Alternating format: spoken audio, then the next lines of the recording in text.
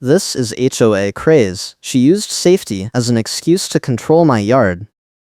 Karen yelled that my fence needed a decorative cap and plain meant non-compliant. You missed the deadline, and now you get the consequences. Teresa Howard stood on my driveway with a clipboard, her red shoulder-length hair catching the late afternoon sun, reflective safety vest glowing like a hazard sign. I had been in Spokane for 2 years, working as a realtor who knew every loophole in the Sequoia Terrace HOA rulebook, and I knew this was garbage. The fence posts were barely dry. I had permits. The contractor crew was packing tools into the truck bed. Teresa pointed at the gate, which swung inward instead of outward. She said it was a security issue. I said the plans were approved 3 months ago. She said the approval was conditional, and I missed a revision hearing. I asked when that hearing happened. She said 2 weeks ago, and that I was notified. I checked my email on my phone right there. Nothing. She smirked and said ignorance is not an excuse and that I had 72 hours to fix it or face a $500 fine. I pulled my green trucker cap lower and asked to see the meeting minutes. She said they were not public yet. I said that was not how it works. She said if you make me repeat myself, it gets more expensive. My contractor, a guy named Rick with a ponytail and a tool belt, looked at me like he wanted permission to leave. I told him to hold. Teresa tapped her pen on the clipboard and said the board will back me because they are afraid of me. I kept my phone in my pocket because I was saving one clip for the finale. I had been recording every interaction with Teresa for 3 weeks, ever since she started circling my property in a golf cart with a blinking amber light, writing notes and taking photos. The Sequoia Terrace HOA was one of those places where curb appeal mattered more than reality. Perfect lawns, neutral paint, no personality. I bought my house because the location was prime for flipping, but the HOA had turned into a compliance circus under Teresa's watch. She had made herself compliance officer without a formal vote, just started issuing notices and fines, and nobody pushed back. I needed this fence done on schedule because I had a buyer tour in 10 days, and delays could cost me thousands. The old fence was rotting cedar, half of it leaning, the posts cracked. The new fence was clean pressure-treated pine, with metal brackets, code-compliant height, proper setback from the property line. The gate was the only sticking point, and it was not even in the rulebook. Teresa claimed it violated an unwritten security standard. I asked her to show me the rule. She said it was common sense. I said common sense is not enforceable. She said the board disagrees. I asked if the board had voted on it. She said they did not need to, because it fell under her discretionary authority. I asked where that authority came from. She said the bylaws give the compliance officer enforcement discretion. I had read the bylaws. There was no compliance officer position. She had invented it. Rick cleared his throat and said he had another job starting tomorrow, and if we were doing changes he needed to know now. I told him no changes. Teresa said if the gate stays, the fine starts Thursday and doubles every week. I said I would see her at the next board meeting. She said the meeting was last night, and I was not on the agenda. I said I would file a complaint with the management company. She laughed and said the management company defers to the board, and the board defers to her. She turned and walked back to her golf cart, which was parked at the curb with the amber light still blinking. I watched her drive away, then looked at Rick. He asked if I was serious about keeping the gate. I said yes. He shrugged and said he would send the final invoice. I paid him on the spot, cash, so there was no holdup. He and his crew loaded up and left. I stood there in my driveway, staring at the gate. It was a simple chain-link gate with a latch, nothing fancy, swung inward to save space on the narrow side yard. The fence line ran along the east side of my property, separating me from a stretch of common area lawn that the HOA maintained. The gate opened toward my yard so it would not block the walkway. That made sense. Teresa wanted it to open outward, which would swing into HOA space and block the path. I took photos of the gate, the latch, the hinges, the path. I measured the clearance. I documented everything. Then I went inside and started building my case. The next morning, I got an email from the Sequoia Terrace HOA board. Subject line: Violation Notice. The email said I had missed a mandatory compliance hearing on October 3rd, and that my absence was noted as refusal to cooperate. It listed 3 violations: gate direction, fence height within 6 inches of the maximum, and failure to submit a landscaping plan for the disturbed soil along the fence line. The fine schedule was attached: $500 for the gate, $200 for the height issue, $300 for the landscaping gap. Total, $1,000 due in 10 days. If unpaid, a lien packet would be filed. I checked the date. October 3rd was a Wednesday. I had been showing a house in Coeur d'Alene that day, 40 minutes away with 3 clients and a closing agent.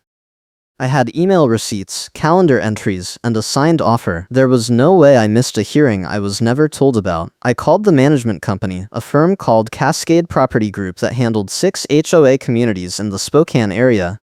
The receptionist transferred me to an account manager named Diane. I explained the situation. Diane said she would pull the records. She put me on hold for 4 minutes.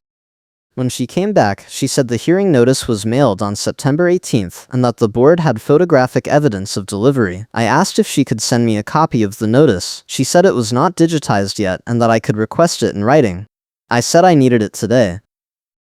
She said requests take 5 to 7 business days. I asked if she could confirm the hearing actually happened. She said the board reported it happened and that her job was not to verify board meetings. I asked who was at the hearing. She said Teresa Howard, the board president, and one other board member.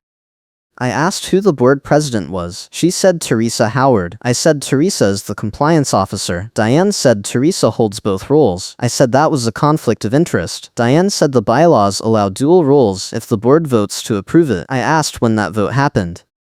She said she did not have that information. I thanked her and hung up. I pulled up the HOA bylaws on my laptop. I had a PDF saved from when I bought the house. The compliance section was 2 paragraphs long and mentioned nothing about a compliance officer.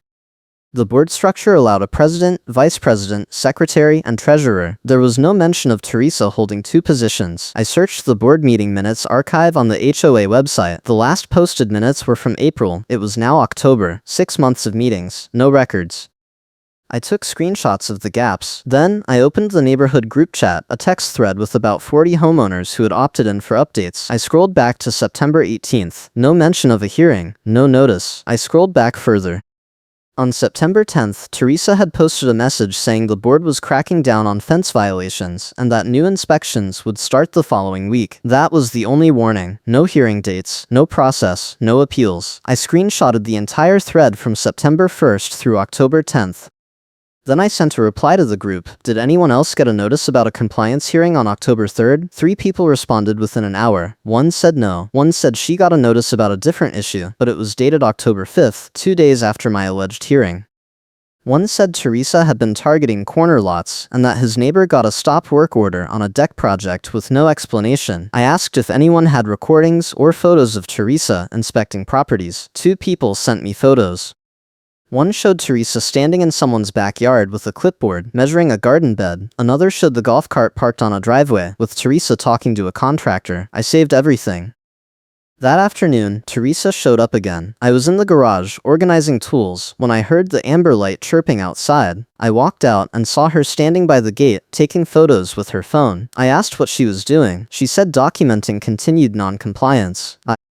I said the fine was not due for 8 more days. She said she was building a case for escalation. I asked if she had a warrant to be on my property. She said the HOA bylaws grant access for compliance inspections. I said show me that section. She said it was in the easement agreement.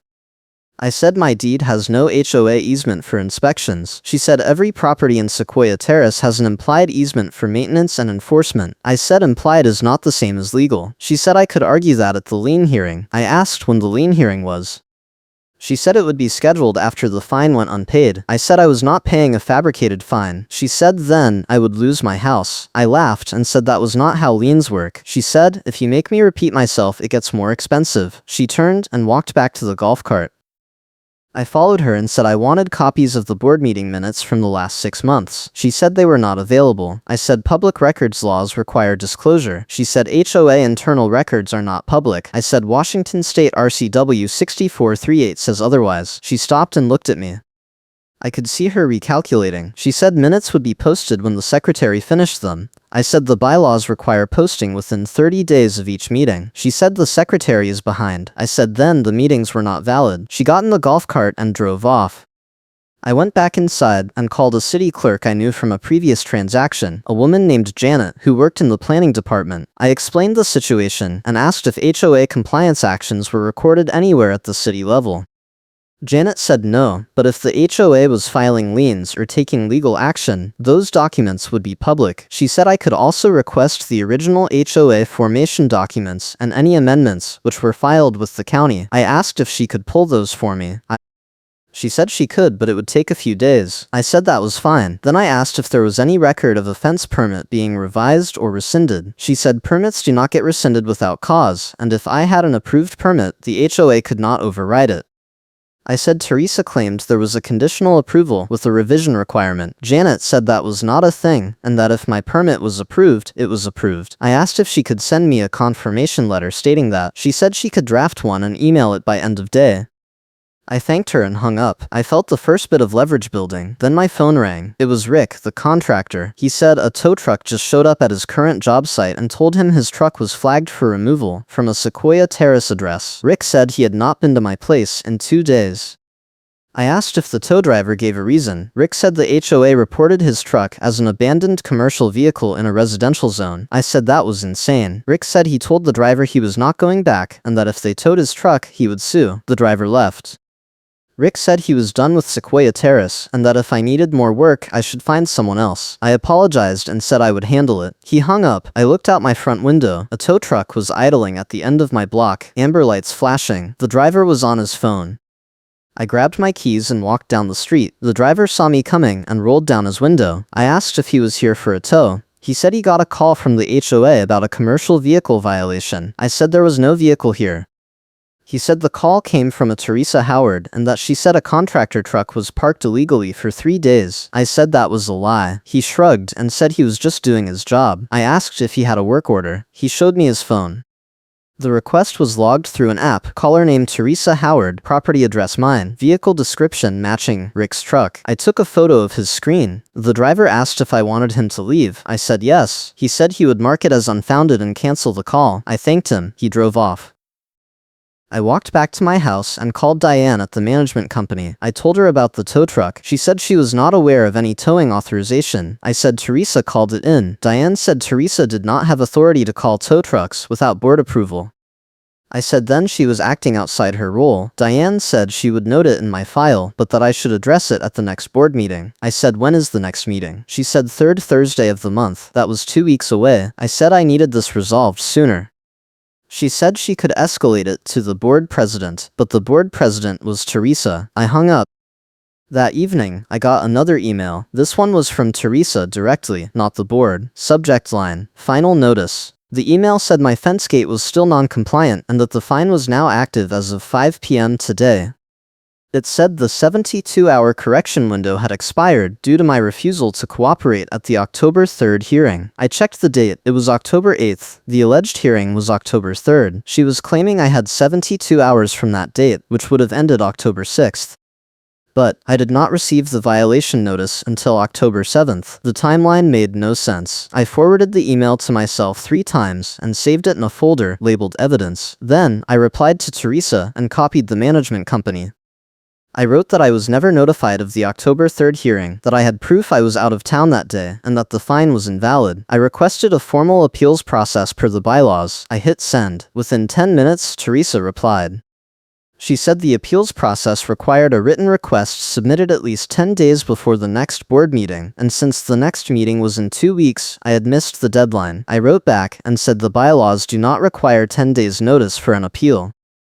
She wrote back and said the board amended the bylaws in August. I asked for a copy of the amendment. She did not reply. I checked the HOA website. No amendments posted. I took a screenshot of the bylaws page showing the last update was 3 years ago. Then I sent a message to the neighborhood group chat.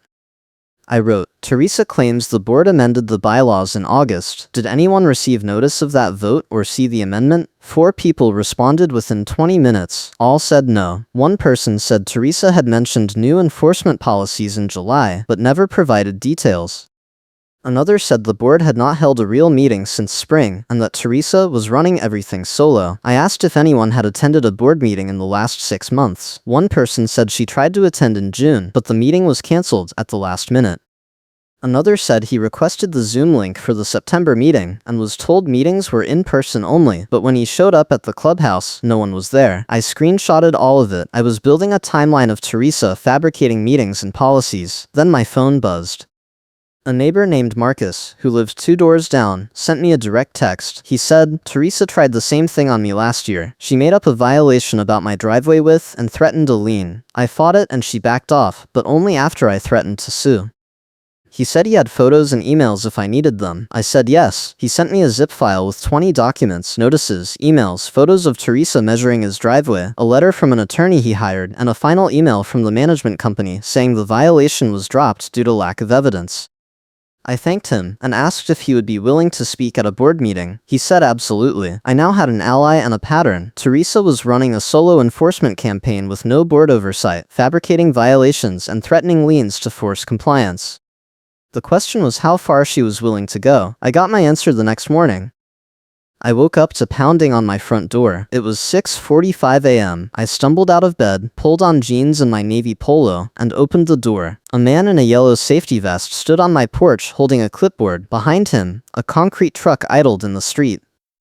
He said he was here to pour footings for a fence repair at my address. I said I did not order any concrete. He showed me the work order. It listed my address, said the order was placed by the HOA on behalf of the homeowner, and included a note, emergency repair to correct non-compliant gate installation.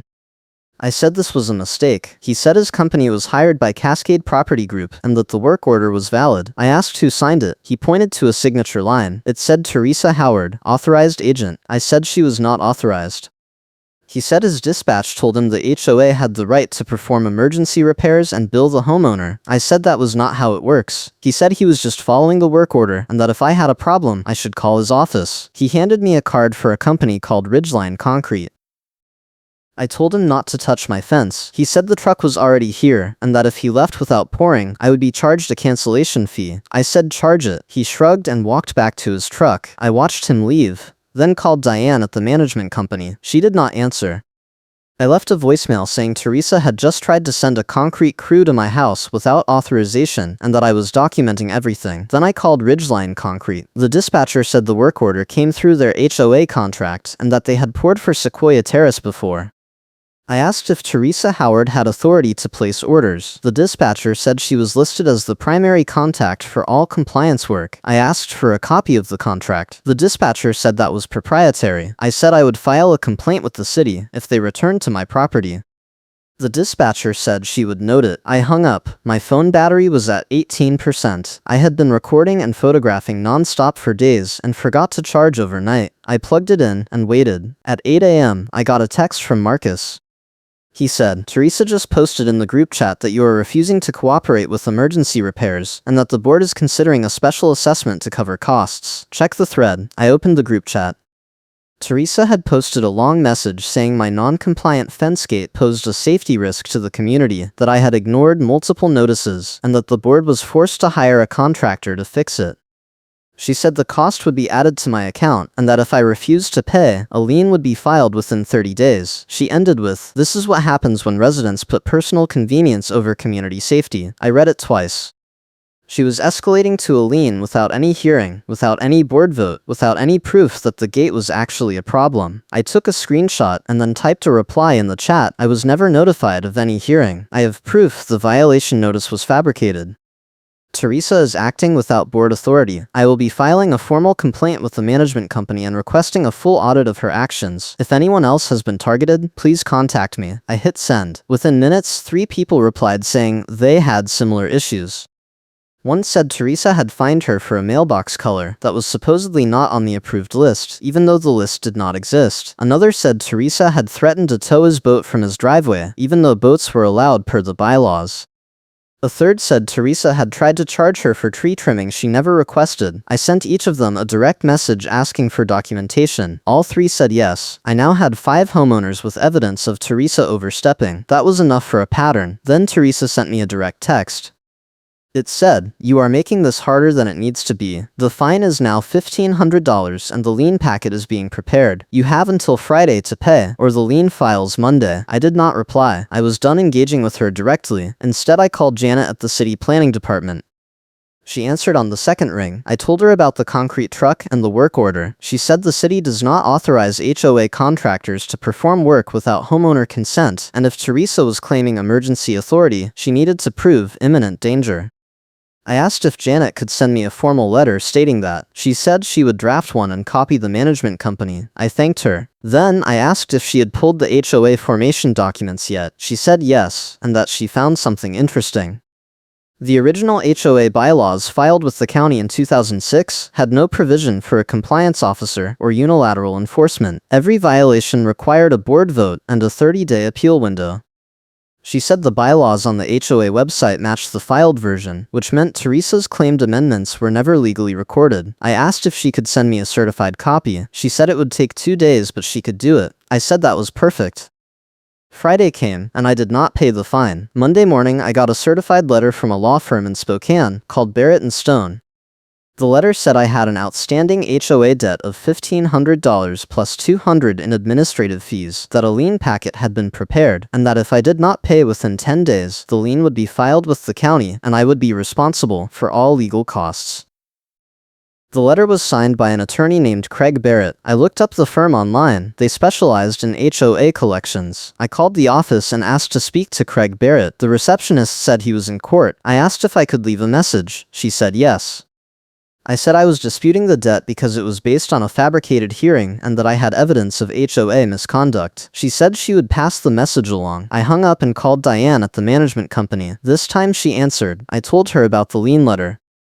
She said the board had authorized the lien filing at their October meeting. I said when was the October meeting? She said October 10th. I said that was 6 days ago, and I was not notified. She said board meetings are closed unless a homeowner requests to attend.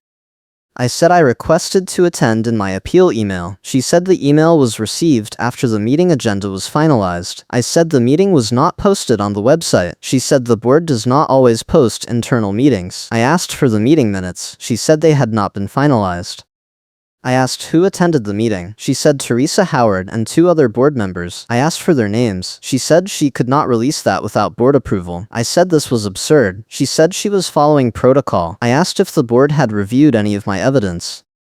She said the board relied on Teresa's report. I said Teresa was the subject of the complaint. Diane said she understood my frustration, but that her hands were tied. I thanked her and hung up. I now had 10 days to stop a lien. I needed more than screenshots and neighbor complaints. I needed something that would force the board to act. That night, I sat at my kitchen table and reviewed everything I had. The timeline was clear. Teresa had invented a hearing, backdated a fine, called a tow truck, tried to send a concrete crew, and now was pushing a lien through a compliant board. The pattern was extortion, but I needed proof of intent. I opened my phone and scrolled through my recordings. I had been recording every in-person conversation with Teresa since late September. Most of it was her repeating threats and citing fake rules, but one clip stood out. It was from October 1st, 3 days before the alleged hearing. Teresa had stopped by while I was checking my mailbox. I had my phone in my pocket with the voice memo app running. In the clip, she said, "If you do not fix that gate, I will make sure you are the example everyone else learns from. The board will back me because they are afraid of me. Nobody fights me and wins." I played it 3 times. That was the boomerang line. She had admitted the board was afraid of her. That meant she was acting unilaterally, and the board was rubber stamping her decisions out of fear. I saved the clip separately and labeled it key evidence. Then I went through my other recordings. In a clip from October 5th, Teresa had said, "You think you are the first person to challenge me? I have been doing this for 2 years, and nobody has ever won.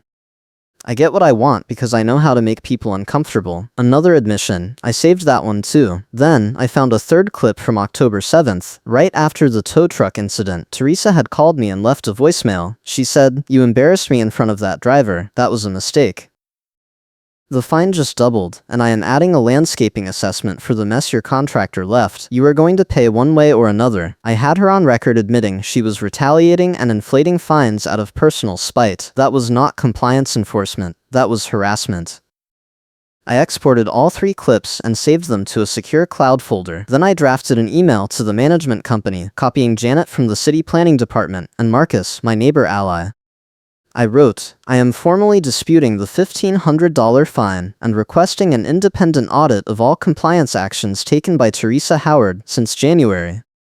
I have evidence that Teresa is acting without board authority, fabricating violations, retaliating against homeowners, and admitting to intimidation tactics. I have recordings, emails, work orders, and neighbor testimony. I am requesting an emergency board meeting within 7 days to present this evidence. If the meeting is not scheduled, I will file a complaint with the Washington State Attorney General and pursue legal action for harassment and fraud." I attached a summary document with timestamps and excerpts from the recordings. I hit send. Within 2 hours, Diane replied. She said the board would meet on October 25th and that I could attend to present my case. That was 8 days away. The lien deadline was in 9 days. It was tight, but it was enough.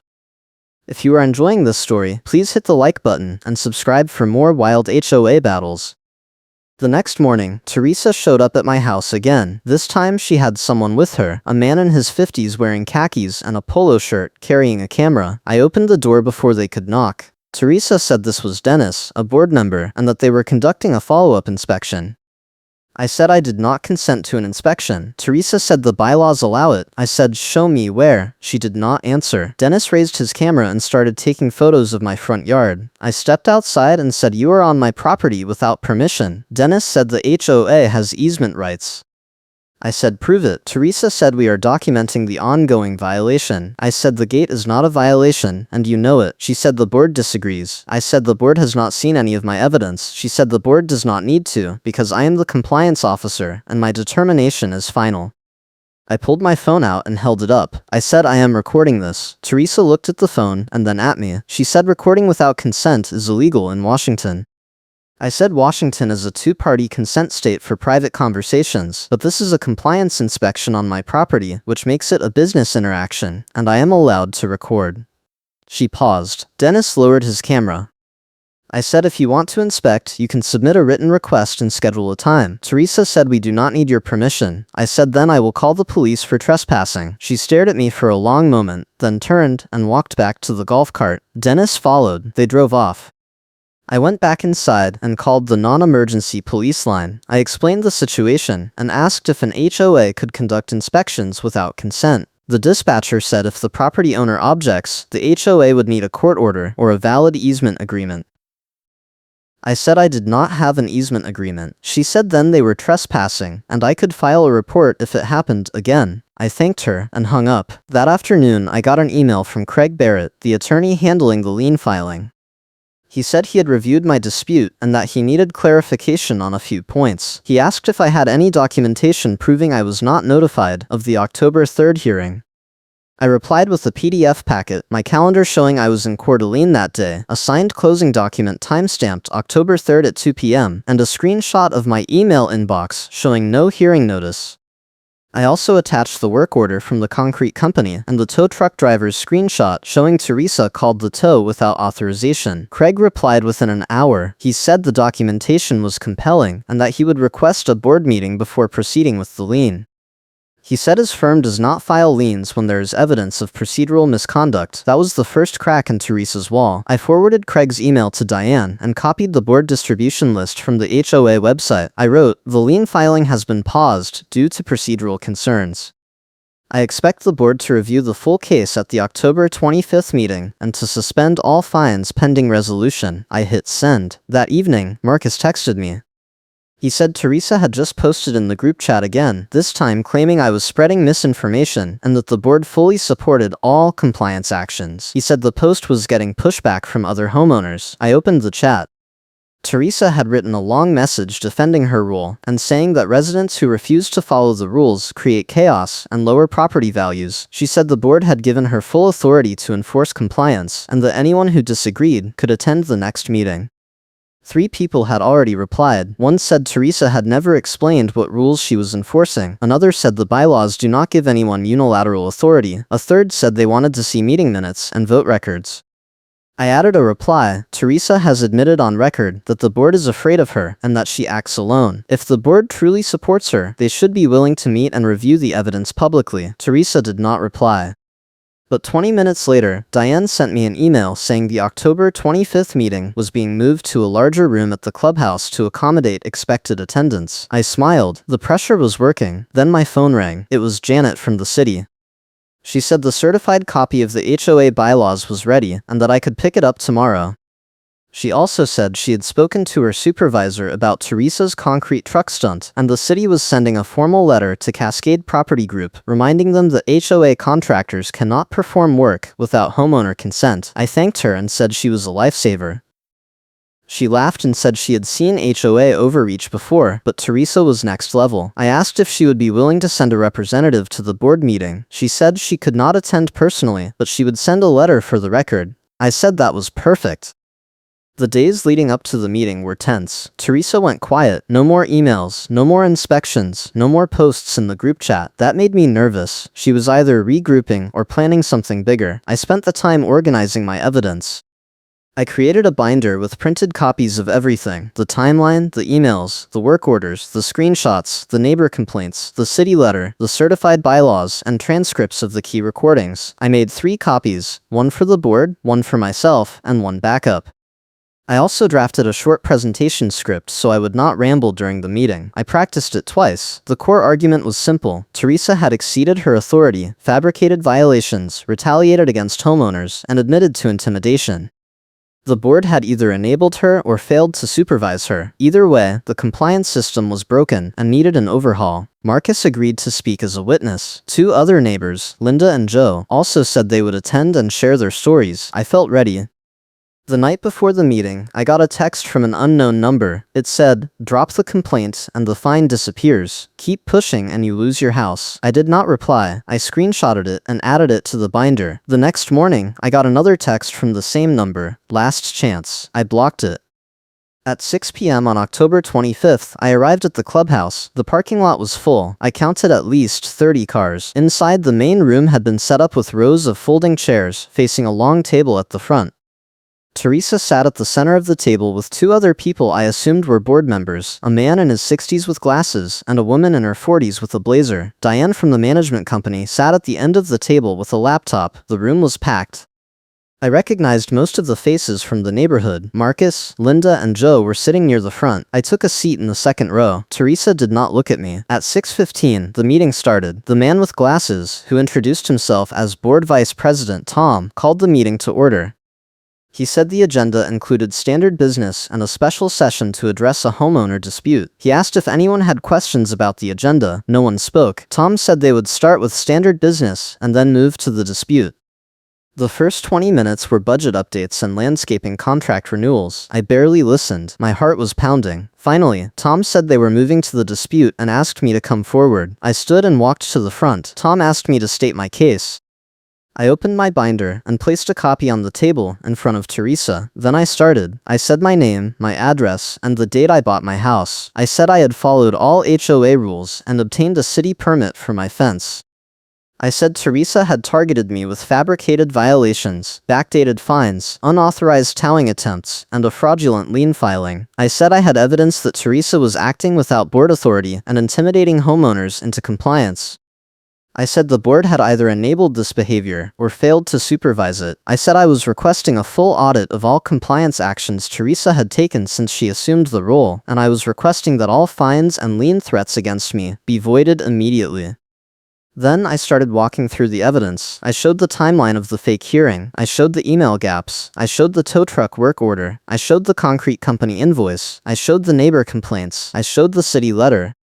I showed the certified bylaws proving Teresa's claimed amendments were never filed. The room was silent. Then, I played the first recording. Teresa saying the board was afraid of her. I let it run for 10 seconds, then paused it. I said this is Teresa admitting she is acting unilaterally, and that the board is not exercising oversight. I played the second clip. Teresa saying she knows how to make people uncomfortable. I paused it and said this is admission of intimidation tactics. Then I played the third clip. Teresa threatening to double my fine out of retaliation. I let it finish and then looked at the board. Tom was staring at Teresa. The woman in the blazer was looking down at her notepad. Teresa was frozen. I said I have more recordings, more emails, and more witnesses, but the pattern is clear. Teresa is not enforcing compliance. She is running a personal campaign of harassment. I request that the board suspend Teresa from her role pending an independent audit, void all fines she has issued in the last 6 months, and adopt a formal process for appeals and oversight. Then I stepped back and waited. The room stayed silent for what felt like a full minute. Then Linda stood up and said she wanted to add her testimony. Tom nodded. Linda walked to the front and said Teresa had fined her $200 for a mailbox that was supposedly the wrong color, even though the approved color list did not exist. She said Teresa refused to provide documentation and threatened a lien when Linda pushed back. Linda said she paid the fine because she could not afford to fight it, but now she wanted a refund. Joe stood up next. He said Teresa had threatened to tow his boat, even though boats were allowed per the bylaws. He said Teresa claimed there was a new policy but never provided it in writing. He said he moved his boat to a storage unit to avoid conflict, but it cost him $60 a month and he had been paying it for 4 months. He wanted reimbursement. Marcus stood up and said Teresa had done the same thing to him last year. He said he fought back and won, but only after hiring an attorney. He said the board had done nothing to stop Teresa and that the problem had only gotten worse. Then a woman I did not know stood up. She said her name was Emily and that she lived on the north end of the neighborhood. She said Teresa had tried to fine her for a tree that was supposedly too tall, even though the tree was on city property, not her lot. She said Teresa refused to listen and filed a lien threat. Emily said she contacted the city and got the issue resolved, but it took 3 months and cost her time and stress. She said Teresa never apologized. By the time Emily sat down, 6 more people had raised their hands to speak. Tom held up his hand and said the board had heard enough testimony for now. He said they would take a recess to discuss next steps. The board stood and walked into a side room. The audience started talking in low voices. I looked at Teresa. She was still sitting at the table, staring straight ahead. Her face was pale. Diane was typing on her laptop. 20 minutes later, the board came back. Tom sat down and said the board had reviewed the evidence and testimony. He said the board took the complaints seriously and that they were suspending Teresa from her compliance officer role effective immediately pending a full audit of all actions taken in the last 12 months. He said any fines issued without proper documentation or board approval would be voided. He said any homeowner who had paid a disputed fine in the last year could request a refund. He said the board would hire an independent auditor to review the compliance process and recommend policy changes. He said the board apologized for the lack of oversight and that they would implement a formal appeals process going forward. Then Tom looked at me and said the $1,500 fine and lien filing were voided, and that I would receive a formal apology letter within 3 days. He asked if I had any further requests. I said I wanted Teresa removed from the board entirely, and that I wanted a third-party compliance report that clears me completely. Tom said the board would vote on Teresa's removal at the next meeting, and that they would commission the compliance report. I said that was acceptable. Tom adjourned the meeting. The room erupted in applause. I walked back to my seat. Marcus clapped me on the shoulder. Linda hugged me. Joe shook my hand. Emily came over and said thank you for doing this. I said we did it together. Then I looked at Teresa. She was packing her papers into a tote bag. Diane was talking to her in a low voice. Teresa stood and walked toward the exit. She did not look at anyone. I watched her leave. Then I left too. Outside, the parking lot was still full. People were standing in small groups, talking and laughing. Marcus walked over and said that was the most satisfying thing I have seen in years. I said it felt good. He said, "What are you going to do now?" I said I am going to finish my fence and sell my house. He laughed. I got in my car and drove home. When I pulled into my driveway, I looked at the gate. It was still there, swinging inward, exactly how it should be. I took a photo and texted it to Janet. She replied with a thumbs up emoji. Then I went inside and collapsed on my couch. My phone buzzed. It was an email from Craig Barrett, the attorney. He said the lien filing had been officially withdrawn and that no further action would be taken. He apologized for the inconvenience. I replied and said thank you. Then I opened the neighborhood group chat. Teresa had been removed from the admin list. Tom had posted a message saying the board would hold an open forum in 2 weeks to discuss new compliance policies and that all homeowners were invited to participate. 3 people had already replied with suggestions. I closed the app and put my phone down. The next week was quiet. I did not hear from Teresa. The board sent me the formal apology letter, along with a timeline for the compliance audit. Janet sent me the city letter confirming my fence permit was valid and that no revisions were required. I forwarded both letters to my real estate broker and told her the property was clear to list. She said she would schedule photos for the following week. Marcus texted me and said the neighborhood group chat was on fire with people asking questions about the audit and requesting refunds. He said at least 12 homeowners had filed complaints about Teresa. I said good. Then I got a call from Diane at the management company. She said the board had voted to remove Teresa from all positions effective immediately, and that a new compliance system was being drafted with input from an outside consultant. She said the board also voted to require actual evidence before fines, and that all future violations would need photographic proof, written documentation, and a 30-day appeal window. She said the changes would be posted on the HOA website by the end of the month. I thanked her and hung up. A week later, the third-party compliance report arrived in my mailbox. It was a 12-page document prepared by an independent property management firm. The report reviewed my fence installation, the gate direction, the permit history, and Teresa's enforcement actions. The conclusion was clear: no violations found, all work compliant with city codes and HOA bylaws, all fines and notices voided. The report recommended that the HOA issue a formal retraction and that Teresa's enforcement record be flagged as unreliable. I made 3 copies and sent one to my broker, one to Janet, and one to Marcus. Then I posted a summary in the neighborhood group chat. The response was immediate. 10 people replied with congratulations. 5 people said they were filing their own appeals. 2 people said they had already received refund checks from the management company. Tom posted a message saying the board was committed to rebuilding trust and that the new compliance policies would be presented at the next meeting. That meeting happened 2 weeks later. I attended. So did about 40 other residents. Tom walked through the new policies. Every violation would require a written notice with photographic evidence and a specific bylaw citation. Every notice would include a 30-day appeal window. Every fine would require a board vote with at least 3 members present.